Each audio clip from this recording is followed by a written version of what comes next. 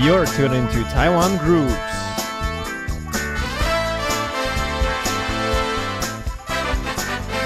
Let's explore the local music scene.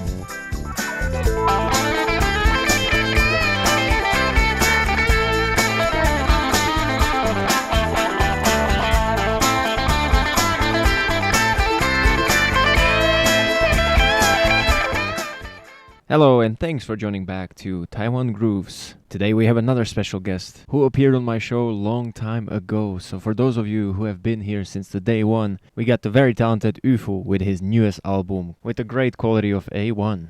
But if you're new here, Yufu is a Taiwanese artist bringing vintage soul back to life with his debut album Heal Me Good. The album blends 70s soul, funk, and disco stemming from his own personal experience, and he's here to show us how healing can soul music really be. So please give a warm welcome, after almost a year and a half back in the studio, the one and only Yufu. Hello, and to all our listeners, we have a familiar voice in the studio who appeared here exactly 1.5 plus years ago. Wow. And that person is Yufu. Welcome back. So good to be back, Philip. So good. It's so nice, man. I'm so happy that you found time to come back amid all that is happening. Because you've been busy. Yeah, everything has been, I'll say, blossoming for me, and it's been very nice. I'm so happy. Yeah, thank so you so happy, much. really. Every time we check, we're fans, me and my girlfriend. So every time we would check, and yeah, he's doing another show somewhere else, and he's making it. Oh man. I mean, there are people who who play music for fun, like me, and there's people who are born to do it. I play for fun too, You were born to do it. Happy to have you back. It's been a while. A lot of stuff has happened since then. Yeah, I'll say so. Yeah. Where would we start? Whoever wants to and or should listen to the first episode to get a better idea of what kind of great person you are and what's your relationship with music. But for those of you who know or are joining in or heard the episode, we'll talk about your latest album, For sure. Heal Me Good. That was published beginning of this year. That's true. Yes. That's true. Wait, just to jog my memory, the last time I was here, it was the album Heal Me Good. It wasn't Nope, here, right? nope. Okay, I get it. I think you were here in January 2024. Oh, I see. Wow, And okay. you just happened to be my very first guest on my show that was right, in the really? studio. Wow, okay. Well, I'm extra sorry honor about then. that. Oh my goodness. So we're kind of Wow. celebrating. Wow. Okay. I mean, it just this means so much from another funketeer, like you.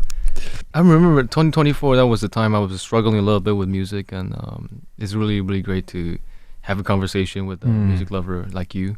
I think over the past 2 years, a year and a half, many things have changed, and the album came out, Heal Me Good, in January this year, 2025, and I think that really was a life-changing experience for me. We've been playing so many shows, so many tours, and I think the most important thing is that we have met so many just great music lovers, soul communities and soul experts, and it's been amazing. I think this community has been so friendly and so welcoming. Yes. So you're single-handedly saving the soul or raising the soul community from almost non-existence. I think since last year, we have this, it's been going on for a while, but since last year, this club has truly been thriving. It's called Formosa Soul Club. I don't know if you know this one. Okay. Yes. I heard the name, but I never got in touch with them or anything. So this is a event organizer team, I would say, and they're called Formosa Soul Club. They have been doing a lot of soul, boogie, funk, events over Taipei. I think mainly Taipei. Actually, they did some in the south as well. And they're definitely one of the, the promoters of soul music and then, ambassadors of soul music right now in Taiwan. Oh, my bad for saying extinct man. No. So yeah, All you can right. check them out, and whoever is might be interested. You should check it out. I think monthly they do different events. In different places, Different not just bars. okay. Yeah, sometimes different parties. And I think actually next week they're going to do Halloween party with the soul music and boogie. Really? Vinyl stuff. Something to check out for sure. Yeah, Thanks. for sure. You gotta Thanks. check it out. See, this is why I have all these guys come here and give me knowledgeable info. Because the reason I said sorry when I had you as my first guest, because I had no idea what I'm doing. I mean, not that I now do and I'm professional, but I have some idea. And I know That's the more best, people though, to point me to directions. I see. Perfect. Okay, so album is out. You know, it's funny because I had a band here, Echo, and they said, I asked him the same question, like, how does it feel to have album out? And he said, it feels great. I don't want to hear those songs anymore. Oh man, The reason is because you always edit them, you know, and all that. You hear them 1,000 times. I'll say the same thing. It's like when actors don't even watch their own movies, you know. Like for me, I mixed this album myself. Initially, I wanted my American friends to do that, but I think the tracks were too complicated. I have so many tracks in one song, so I decided just to finish it myself. And then definitely, I've heard it every song at least like 100, 200 times. So I do feel that way. But then after a while, you get kind of curious and you want to go back to listening to your own songs, and it's pretty amazing. Yeah. Right. Now it's quite fun when I put on the vinyl record and just hear it from the different pair of speakers. That's cool. I can attest you don't look bored on the stage, so that's good. So that's a good sign. All right, the album is out and you have had a couple of shows. Could you just briefly point me or let me know like what's the couple of places you've been to and maybe one of them that kind of like stood out and was most memorable? Oh, okay. So the past few months, we've been playing many shows. Like we've been to Germany, which was my very first time in Europe, and we played at this festival called Reeperbahn Festival. And then after that, it was 3 solo shows in Japan. We played at Tower Records. You know, they have the specific stage just for solo artists to perform. Oh, so nice. And it was very interesting for me. Also in Takamatsu. Besides that, we did some Taiwanese shows. We're gonna do more. For example, we're gonna do a Billboard live show soon. And I saw that somewhere. Yeah. Yeah, it's gonna be amazing. And we had already done a China tour. And we're gonna do another one in winter. It's been rather crazy and hectic, but we also did one in Hong Kong. It was just fun. Like just overall, just been like we've been traveling and meeting with music lovers. Amazing experience. I mean, that's great. You know, you put out good music and now people want to hear it, so it's good. Just a quick question. When you went for the German festival, it was more like, as you said, a showcase festival where people maybe like were just exploring and discovering new music? Yes, and then they were mostly industry people. Industry people, okay. Yes. Now, for the shows in maybe China, Japan, and around, it's like you have a stable fan base in those countries already. Oh yeah. That's actually very unexpected. Like we didn't know that soul music and funk music will be, that welcomed in different countries. And for example, in Japan, people in Japan sometimes tell me that soul music is dead, is non-existent. But it's not true. Like you can hear a lot of like soul music roots, like the beats and rhythm in their modern music. And I think once this album came out, like you can really see the kind of like unity. Among the soul community in Japan too. And in China it's very different because in China we see a lot of new fans. Actually, we have like high school kids coming to our gigs. So nice. Yeah, and it's just amazing. Like they're so interested. Good taste. Yeah. I mean, I just feel so lucky that they're interested in this kind of like I'll assume a little bit non-mainstream style music genre. And in Taiwan, we have more and more friends coming to our show and asking about soul music. And of course, the Formosa Soul Club have been promoting soul music so much, so it's definitely changing so much for me. So good. Yeah. Shout out to you and Formosa Soul Club. Okay. All right, now could you tell us more about your album?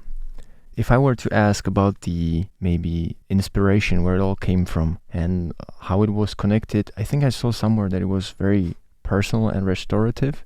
So could you tell me how your personal experience, if you can share, shaped the album that you made? So for this album, for this record, Heal Me Good, well, initially I wanted to create an album that kind of consists of soundtracks, stylistic-wise. Like the kind of, you got the A-side with 5 songs, which is very, very connected. It's like a song cycle type of record. And then later on, I just started writing more for myself, I guess. And, like I had some type of traumatic experience, with the car accidents and some struggles within my music career. So I decided to channel all that energy into creating this album and decided to name it Heal Me Good. Well, this is truly like I wanted a therapy for myself. So, and I also wanted it to be very fun for people to discover. So I put some of the grooves and beats and just decided to keep them funky and groovy for everybody. And so I think I hope that I have satisfied myself and the music lovers out there. Oh, definitely. Yeah, that is also connected to the second question, because I saw somewhere in an article you said the soul music is healing for the soul. Yeah. I guess that's why it's called also soul music. 100%. And you said that it is a very human form of music that very few people can hate. And it is true. I never heard somebody who would like, oh, I don't like soul music. Yeah. Regardless if they listen to, I don't know, metal, rap, anything. Yes. Nobody ever said Marvin Gaye's music sucked. No, it's impossible. Nonsense. No. So, did you have like a particular moment or a song where the statement feels like the most true? I mean, you kind of mentioned that it was the whole album where you channeled your perhaps struggle or your energies into. Well, for a moment, you also said it was maybe some car crash. Is there a specific song that kind of like brought it all together, or that was the theme for the whole album? I'll definitely say it's the last song in the record called In Search of a Cure. And this one I specifically wrote for myself. Well, the whole song doesn't give it a absolute answer, but you know, like where can we find this cure? And to have this record end with this song, just to me, it's very personal. Yeah, and then hopefully everyone feels the same.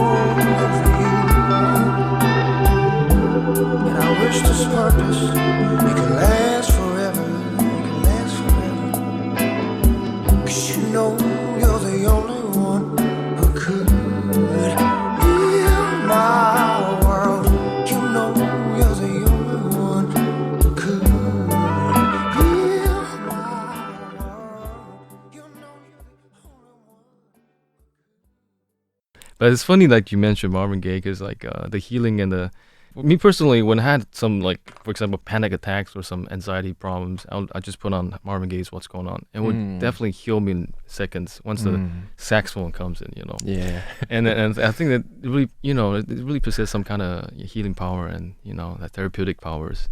And I think I'll advise everyone to listen to all kinds of music, you know. It doesn't need to be my Heal Me Good, but all kinds of soul music. Yeah. If someone is unable to produce such masterpiece album, go listen to other people's. He will do the same. A similar effect. I also saw you mentioned it has a specific sound of 1974 to 75. That's a very specific year to grab. So that's how educated in soul music you are. Because for me, it would be like, 1970s, 60s maybe. But what drew you to the specific era that you wanted to make the sound of? I think it's interesting because with the hardcore soul lovers, everyone has their own like golden era. For example, it could be 68 to 72, 65 to 75. For me, my personal favorite is 68 to 74. And I like 64, 65 records so much is because like they have so different technology. And then you have like the wah-wah pedals, you have some like fuzz guitars. And by then, it was already like 16 tracks or 24 tracks on the tape machine. So you get a bigger band, a bigger sound, and also more complicated. You get to put more complicated, like for example, the lush string orchestra and everything. So everything in the 74 to me, it's just perfect. And so I decided to go kind of that style. And like overall 74 sound is just very, very, I would say it's a little more hi-fi than the 70 or 71 sound.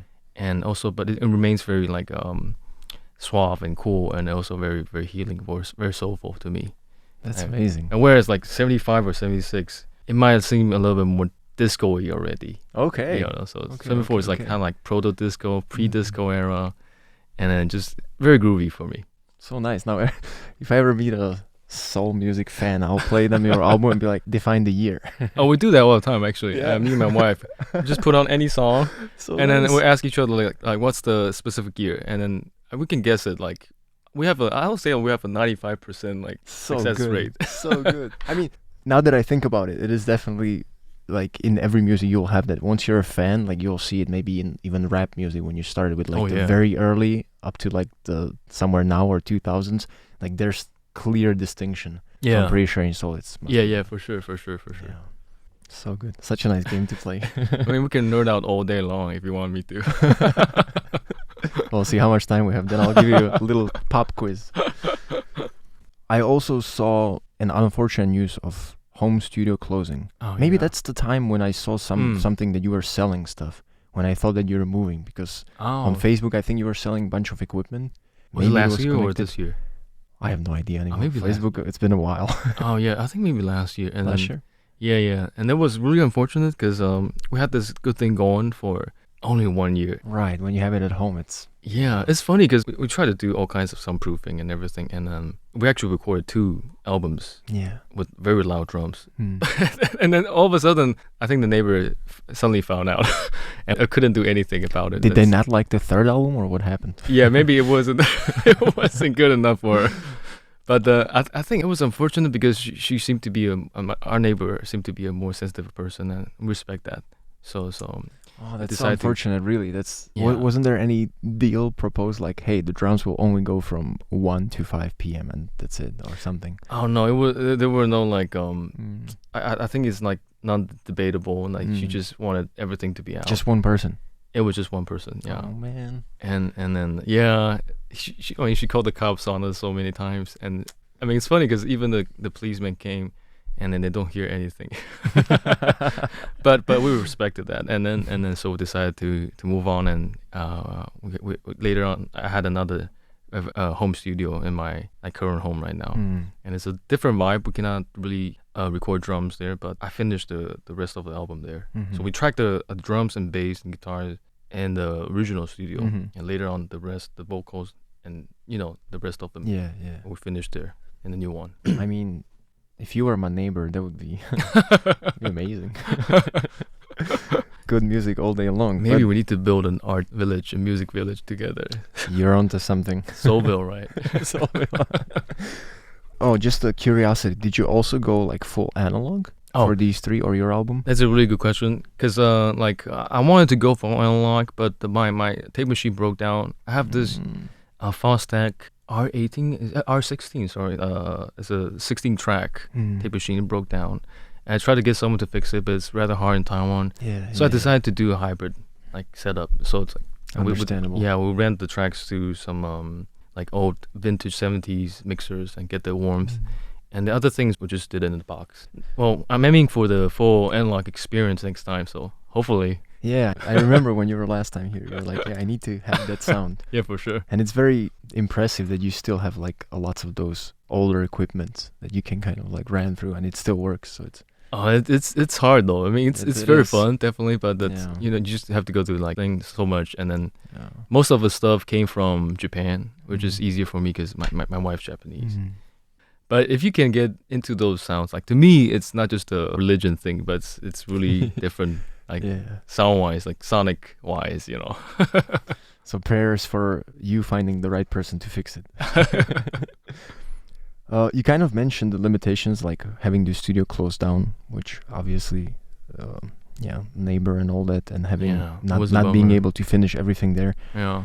Did it also maybe like pave some new path and open some new doors? Like perhaps you met another mastering, mixing person, or you had this studio where you could go and that kind of like gave you more connections? Not really, Not because we really. live so far away from the Taipei scene. We live in Mm. Taoyuan, and then Yeah. everything is pretty much DIY in Taoyuan. Mm. And I'm kind of used to just doing it myself. Yeah. And You know it how you want it yeah. most precisely.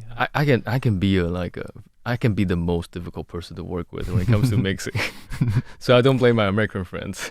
Yeah. So I knew that I had to do it myself, Mm. and it took me probably 1 month and a half, or maybe 2 months of like struggle. Proper mixing master. Yeah, to properly mix it, and then it was a very good experience for me. I learned a lot, and I'll say like this is my first time recording and mixing with horns and strings, Yeah. so it's very interesting for me to challenge that. Mm. No, I'm all for that. Like once you have the skills that you can manage it and do it yourself, why not? You know the sound you're aiming for. For people maybe not necessary, but I can imagine somebody who's doesn't know what they want or need. That's where the other person comes in. He like develops some idea, says, "Hey, you could do this, you could do this," maybe upgrades it somehow. So Mhm. totally understandable. Yeah, respect.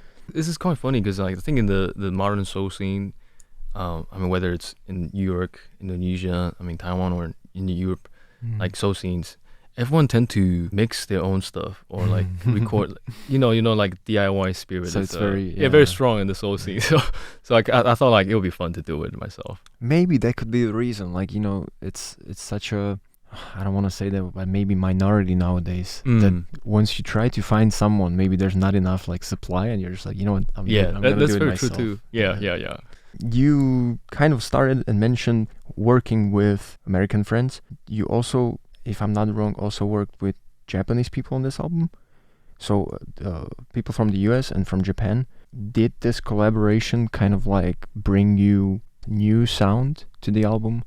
Did they help you to upgrade, develop an idea that you didn't think about before? Oh yes. Actually, it was only a pair of brothers called the Brothers Nylon from America. Mm-hmm. We didn't really work with Japanese artists this time. Okay. Definitely looking forward to doing that next time. And I got to know them through YouTube. They're YouTubers, like amazing musicians. You guys need to check it out. Uh-huh. Shout out to the Brothers Nylon.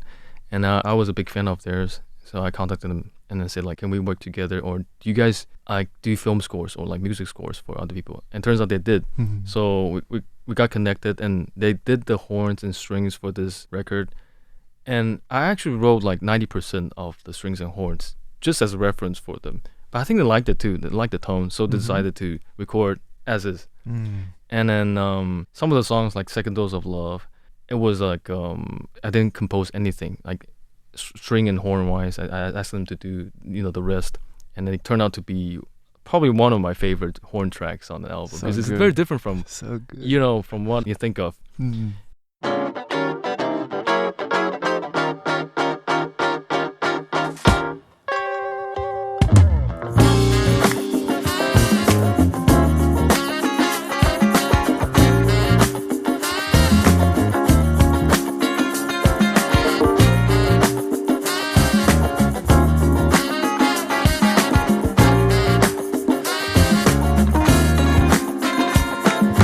How is it that you're so demanding when you know just what to do?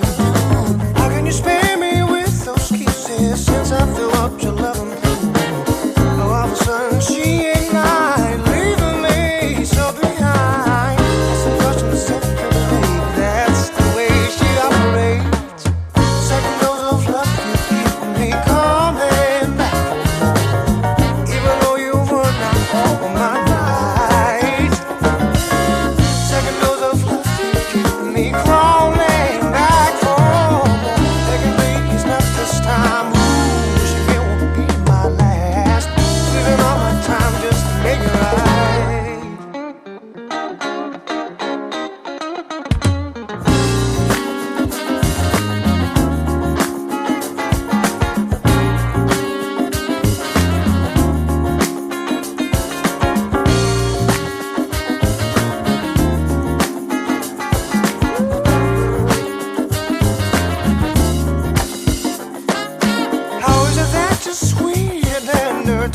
around and start a fight.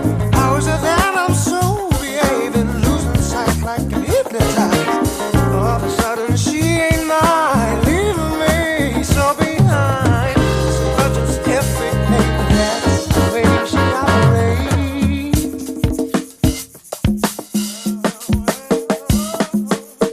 Second dose of love can keep me coming back for more, even though you work out for my night. Second dose of love can keep me crawling back for more. Begging please, not this time. Ooh, wishing it won't be my last. Spending all my time just to make it right.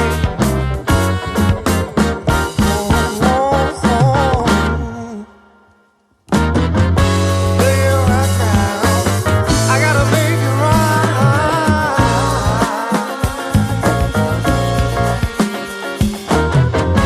Baby, right now, I got to make it right.